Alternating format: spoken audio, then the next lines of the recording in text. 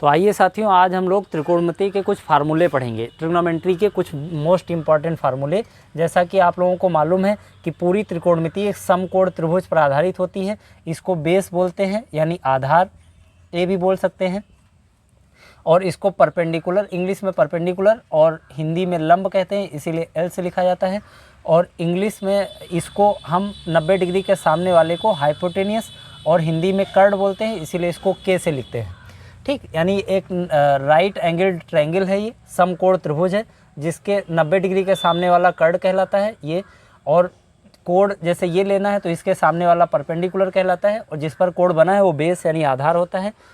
हिंदी में भी लिख दिया है, इंग्लिश में भी लिख दिया है, आपको जिसमें सुविधा रहे वैसे आप याद कर लीजिए।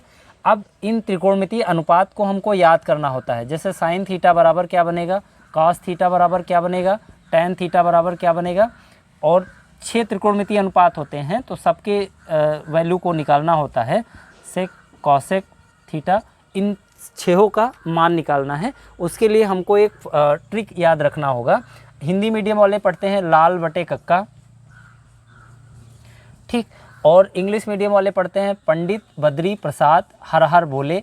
या फिर आप इस समय जैसा कि आप जानते हैं हीरे बेटे बहुत चले हैं, तो आप ऐसे याद कर लीजिए, पापा बीड़ी पियोगे, हाँ हाँ हाँ हीरे बेटे, ऐसे भी याद रख सकते हैं, है ना, हाँ हीरे बेटे पापा बीड़ी पियोगे। तो ये परपेंडिकुलर, पी का मतलब परपेंडिकुलर, बी का मतलब बेस, पी का मतलब परपेंडिकुलर, एच का मतलब हाइपोटेनियस, तो वही सब लिखा हुआ है इसमें। ये हिंदी मीडियम वालों के लिए है लंब, आधार, लंब, कर्ड, कर्ड और आधार। ठीक, वो इंग्लिश में है, ये हिंदी में है, मतलब सबका एक ही है। जैसे मान लीजिए साइन थीटा निकालना है तो ये साइन थीटा का फार्मूला होता है, यानी लंब बटे कर्ड, और लंब को ही हम लोग इंग्लिश में क्या कहते हैं, परपेंडिकुलर, और कर्ण को क्या कहते हैं, हाइपोटेनियस। तो इंग्लिश मीडियम वाले ये वाला याद रखेंगे, हिंदी मीडियम वाले ये वाला याद रखेंगे।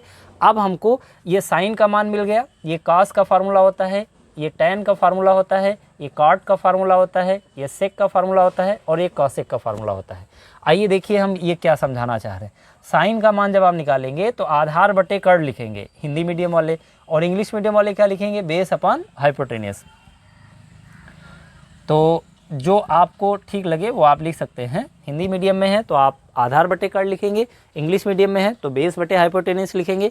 टैन थीटा का फार्मूला लगाना है तो आप ये लिखेंगे लंब बटे आधार, लंब बटे आधार। अगर आप इंग्लिश मीडियम में है तो लंब को आप परपेंडिकुलर कहते हैं और आधार को आप बेस कहते हैं। ठीक, इस तरह से आप इनमें से जो आपका माध्यम है वैसा आप लिख सकते हैं।